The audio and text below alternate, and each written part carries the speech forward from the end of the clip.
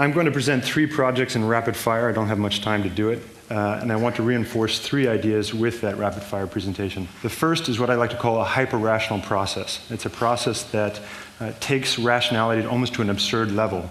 And it transcends all the baggage that normally comes with what people would call sort of a rational conclusion to something. And it concludes in something that you see here that you actually wouldn't expect as being the result of rationality. The second,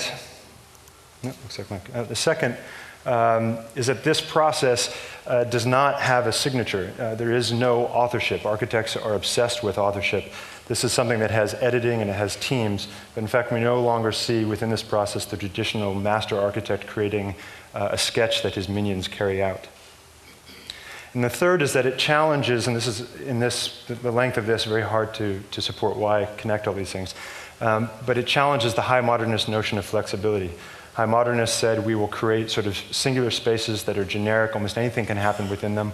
I call it sort of shotgun flexibility. Turn your head this way, shoot, and you're bound to kill something. So this is the promise of high modernism. Within a single space, actually any kind of activity can happen. But as we're seeing, operational costs are starting to dwarf capital costs in terms of design parameters. And so with this sort of idea, what happens is whatever actually is in the building on opening day or whatever seems to be the most immediate need starts to dwarf the possibility and sort of subsume it of anything else could ever happen. And so we're proposing a different kind of flexibility, something that we call compartmentalized flexibility. And the idea is that you, within that continuum, identify a series of points, you design specifically to them, they can be pushed off center a little bit, but in the end you actually still get as much of that original spectrum as you originally had hoped with high modernist flexibility that doesn't really work. So I'm going to talk about, I'm going to sort of build up the Seattle Central Library in this way before your eyes in about 5 or 6 diagrams, and I truly mean this is the design process that you'll see. With the library staff and the library board, we settled on 2 core positions. This is the first one. This is showing over the last 900 years the evolution of the book and other technologies. This diagram was our sort of position piece about the book, and our position was books are technology. That's something people forget. But it's a form of technology that will have to share its dominance with any other form of truly potent technology or media. The second premise, and this was something that was very difficult for us to convince the librarians of at first, is that libraries, since the inception of Carnegie Library tradition in America, had a second responsibility, and that was for social roles. Okay, now this I'll come back to later, but something actually, the librarians at first said, no, this isn't our mandate is media, and particularly the book. So what you're seeing now is actually the design of the building. The upper diagram is what we had seen in a whole host of contemporary libraries that used high modernist flexibility. Sort of any activity could happen anywhere. We don't know the future of the library, we don't know the future of the book, and so we'll use this approach. And what we saw were buildings that were very generic. And worse, not only did we see buildings that were very generic, so not only was the reading room look like the copy room, look like the magazine area, but it meant that whatever issue was troubling the library at that moment was starting to engulf every other activity that was happening in it. And in this case, what was getting engulfed were these social responsibilities by the expansion of the book. And so we propose what's at the lower diagram, very dumb approach, simply compartmentalize. Put those things whose evolution we could predict, and I don't mean that we could say what it will actually happen in the future, but we have some certainty of the spectrum of what it would happen in the future. Put those in boxes designed specifically for it, and put the things that we can't predict on their rooftops. So that was the core idea. Now we had to convince the library that social roles was equally important to media in order to get them to accept this. What you're seeing here is actually their program on the left. That's as it was given to us in all of its clarity and glory. Our first operation was to redigest it or back to them, show it to them, and say, you know what, we haven't touched it, but only 1/3 of your own program is dedicated to media and books. 2/3 of it is already dedicated. That's the white band below. The thing you say isn't important is already dedicated to social functions. So once we had presented that back to them, they agreed that this sort of core concept could work. We got the right to go back to first principles. That's the third diagram. We recombined everything. And then we started making new decisions.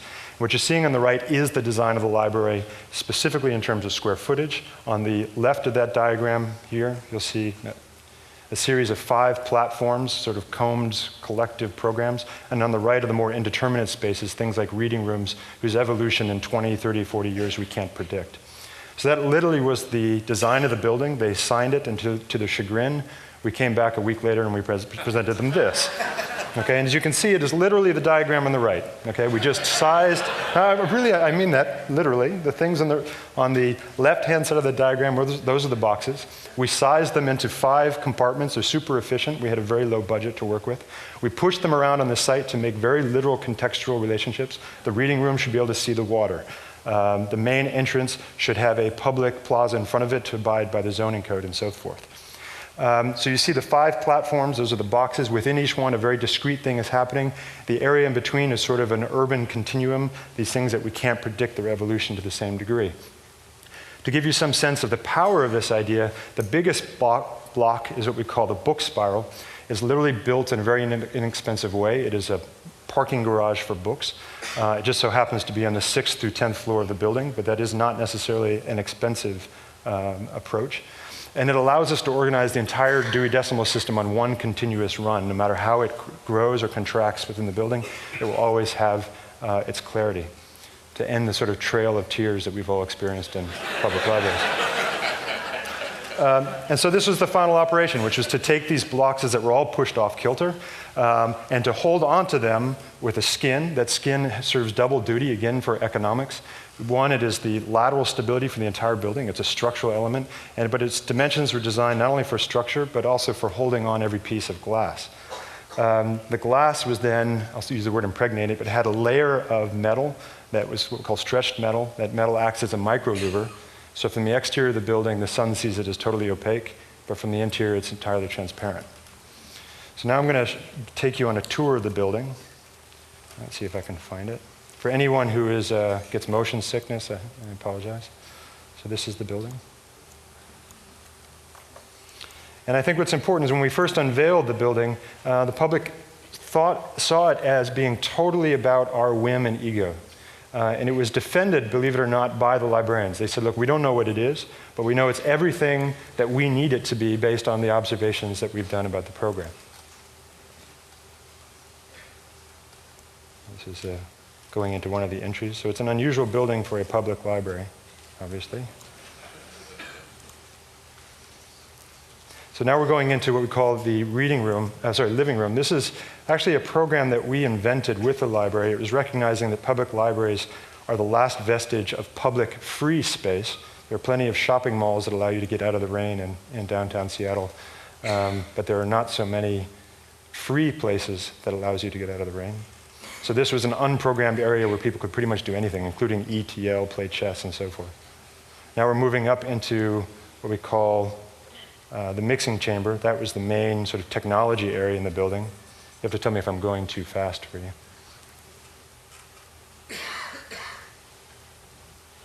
And now up.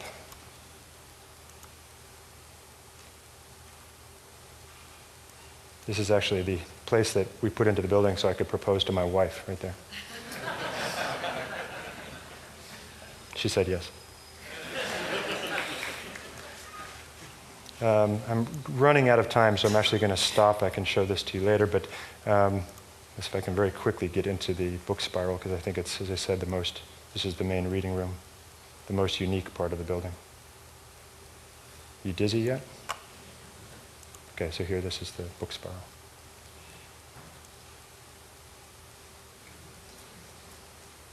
So it's very indiscernible, but it's actually a continuous stair-stepping that allows you to, on one city block, go up one full floor, so that it's on a continuum.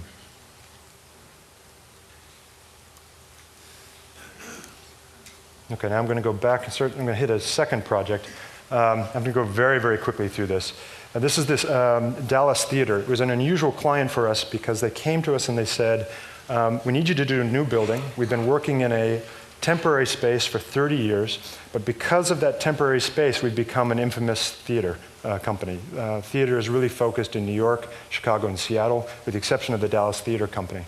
And the very fact that they worked in a provisional space meant that for Beckett, they could blow out a wall, they could do cherry orchard and blow a hole through the floor and so forth. So it was a very daunting task for us to do a brand new building that could keep be a pristine building, but keep this kind of experimental nature. And the second is they were what we call a multiform theater. They do different kinds of performances in repertory. So they, in the morning, will do something in arena, then they'll do something in proscenium and so forth. And so they needed to be able to quickly transform between different theater organizations. And for operational budget reasons, this actually no longer happens in pretty much any multiform theater in the United States. So we needed to figure out a way to overcome that. So our thought was to literally put the theater on its head, to take those things that are previously defined as front of house and back of house and stack them above house and below house, and to create sort of what we started to call a theater machine. We invest the money in the operation of the building. It's almost as though the building could be placed anywhere. Wherever you place it, the area underneath it is charged for theatrical performances. And it allowed us to go back to first principles and redefine fly tower, acoustic enclosure, light enclosure, and so forth. And out of the push of a button, it allows the artistic director to move between proscenium, thrust, and in fact, arena, and traverse and flat floor in a very quick transfiguration. So in fact, we can go using operational budget, capital costs, we can actually achieve what was no longer achievable in operational costs. And that means that the artistic director now has a palette that he or she can choose from between a series of forms and a series of processions, because that enclosure around the theater that is normally trapped with front of house and back of house spaces has been liberated. So an artistic director has the ability to have a performance that enters in a Wagnerian procession, shows the first act in thrust, the intermission in a Greek procession, second act in arena, and so forth. So I'm going to show you what this actually means. This is the theater up close. Any portion around the theater actually can be opened discreetly. The light enclosure can be lifted separate to the acoustic enclosure, so you can do Beckett with Dallas as the backdrop. Portions can be opened, so you can now actually have motorcycles drive directly into the performance, or you can even just have an open-air performance or for intermissions. The balconies all move to go between those configurations, but they also disappear. The proscenium line can also disappear. You can bring enormous objects in, so in fact, the Dallas Theater Company, their first show will be a play by Charles Lindbergh, and they'll want to bring in real aircraft. And then it also provides them in the off-season the ability to actually rent out their space for entirely different things.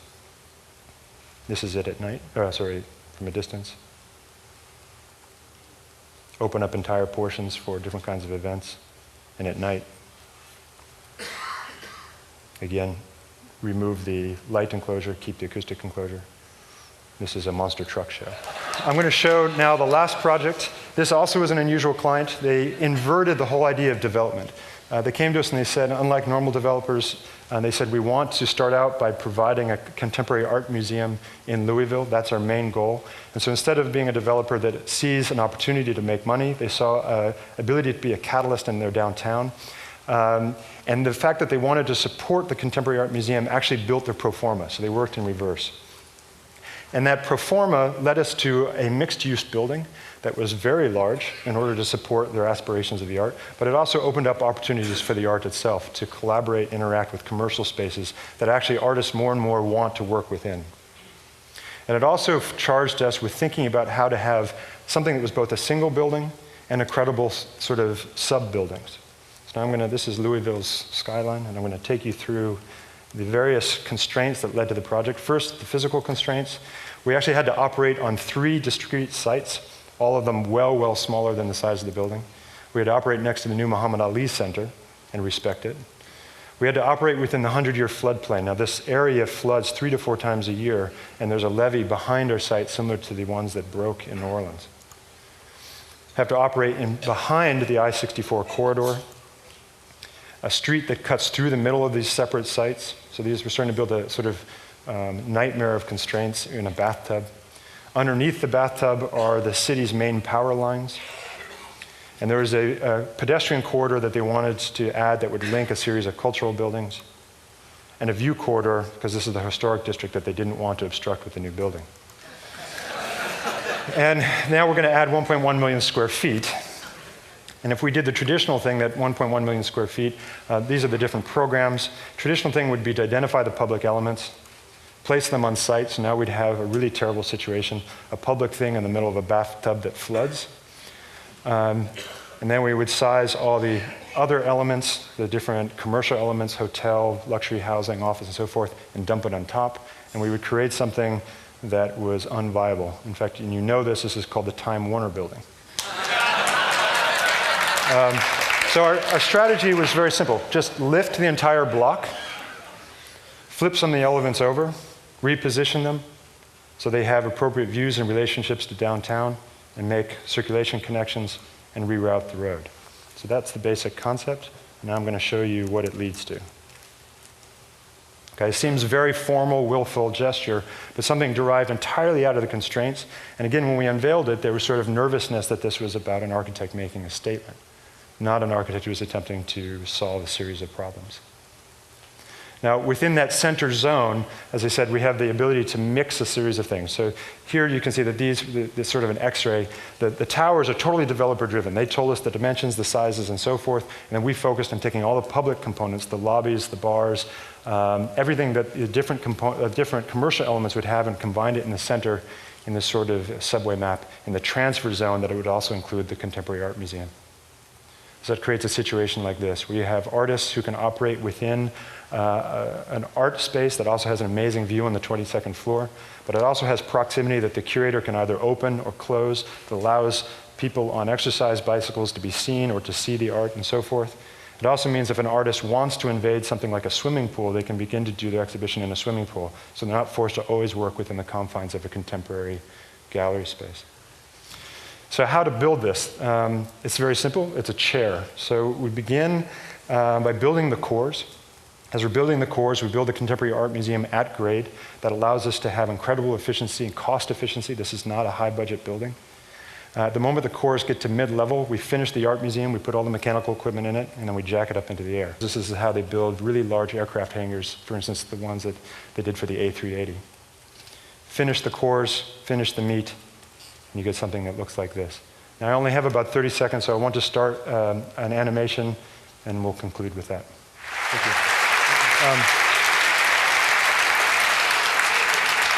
Chris asked me to add, the theater is under construction, and this project will start construction in about a year and finish in 2010.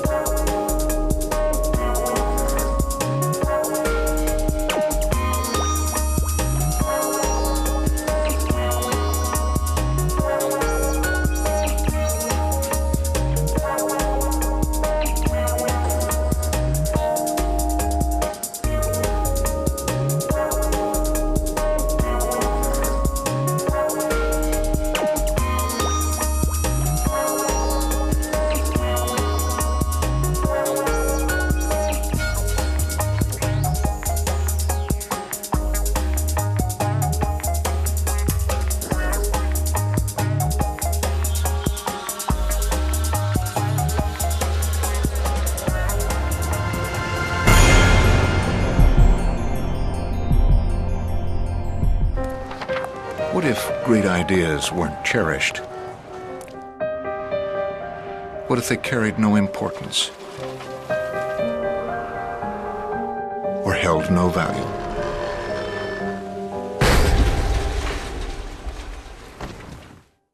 There is a place where artistic vision is protected, where inspired design ideas live on to become ultimate driving machines.